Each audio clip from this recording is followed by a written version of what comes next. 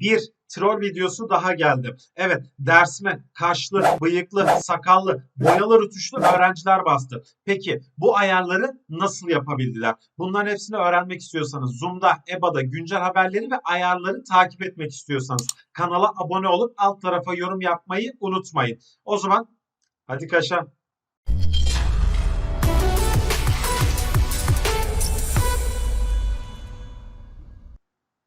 Evet sevgili öğrenciler, Zoom, EBA, canlı ders bize bazı ayarlar, bazı imkanlar, bazı rütuşlar yapma hakkı veriyor. Peki bunları nasıl yapıyoruz? Lafı çok uzatmadan hızlıca ayarlara geçeceğim. Bu ayarları sadece öğrenciler değil, öğretmenler de kullanabilir. Peki biz bu ayarları neden yapıyoruz? Öğrencilerimiz canlı derslerde sıkılmaya başladılar. Bazen bize de çok tek düze gelmeye başladı. Birazcık daha dersi eğlenceli hale getirmek için ve öğrencilerimizin dikkatini derse, EBA'ya, canlı dersi çekmek için bunları yaptık. Öğrencilerimizden sıkılanlar derse girmiyorlar, giriyormuş gibi yapıyorlar. Azıcık kaçak dövüşmeler başladı. Evet, ilgiyi tekrar Zoom'a, tekrar EBA'ya çekmek için buradayız. Yeni ayarlar. Öğrencilerimiz bu şekilde artık bilgisayar okuryazarlığını, bilgisayarları, programları kullanmaya daha da aşina olacaklar. Hadi hızlıca ayarlarımıza geçelim.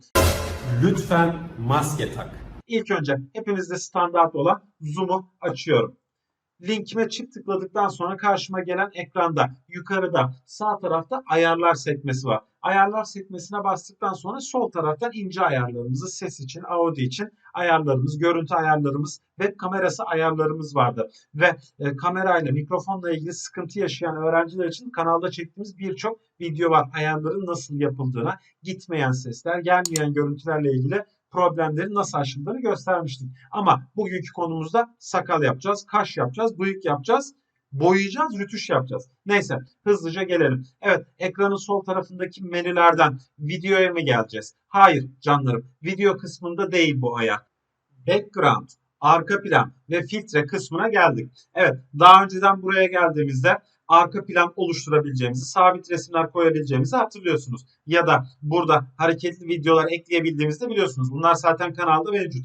Diğer videolarımızda. Bu videoların hepsine ulaşmak için lütfen abone olmayı unutmayın. Ama bu seferki ayarımız birazcık daha aşağı tarafta. Yani stüdyo efekt kısmında. Kenarında bir beta yazıyor fark ettiyseniz. Bu beta ayarı ne demek? Daha geliştirilen bir ayar olduğunu gösteriyor. Demek ki ilerleyen günlerde yeni ayarlarda gelecek. O zaman hadi şu ayarlarımızı yavaş yavaş kontrol edelim. Burada sağ tarafta bir kaş kısmı var. Ama ben bu işlemi yapmadan önce ilk önce buraya close diyeceğim. Arkadaki görünümü kapatacağım. Nasıl? None diyerek. Devamında da çünkü tam gözüksün istiyorum görüntü. Stüdyo efekt kısmına tekrar geldim. Evet, bir kaş ayarımız var. Sevgili öğrenciler, azıcık özür dileyerek söylüyorum. Benim sakalım ve bıyığım olduğu için azıcık az gözüküyor ama çok net bir şekilde anlayacaksınız ne demek istediğimi. Özellikle de kaşımla birlikte. Şimdi kaşımı ekledim.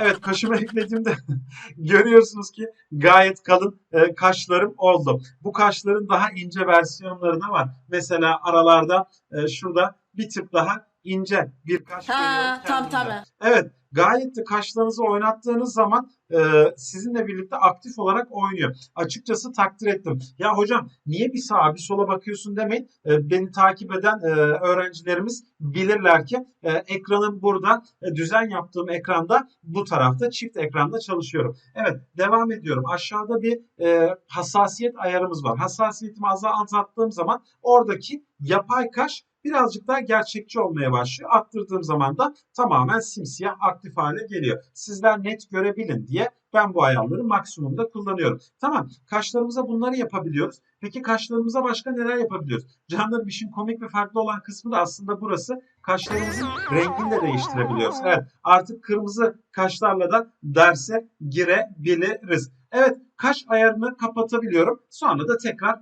açabiliyorum. Buradaki ayarı kahverengiye, siyaha ve diğer renklere çevirebiliyorum. Anlaştık. Hadi birazcık daha aşağı inelim.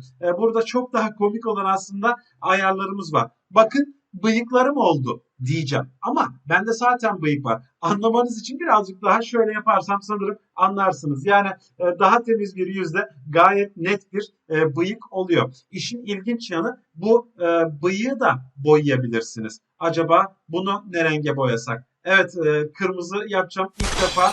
Bakın Kırmızı bıyıklarım burada. İstediğimiz rengi boyayabiliyoruz. Canlarım, dersten sıkılmadan birazcık daha eğlenip ara ara motive olmak için bunları yapıyoruz. Ders sırasında uygulamak zorunda değilsiniz. Ama ben öğrencilerimden şunu biliyorum ki artık kendi aralarında Zoom'la iletişime geçiyorlar. Ortak ödev yapıyorlar. Sıkıldığınız zamanlarda motivasyonunuzu arttırmak için size yeni bir soluk, yeni bir hava, yeni bir heyecan katması için bu tip ayarlardan bahsediyoruz. Evet, devam ediyorum. Aşağıda işler bir tık daha değişiyor. Gel gelelim şu kısma. Burada da dudağınızla ilgili boya ve rütuş yapabiliyorsunuz. Burada bu sefer kırmızı rengi seçmeye kalbim el vermiyor sevgili öğrenciler. Kahverengi yaptım.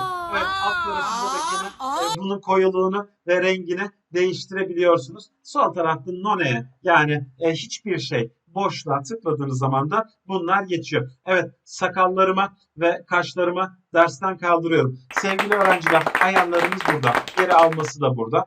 Ayarlayıp kaldırmak, değiştirmek de sizin elinizde.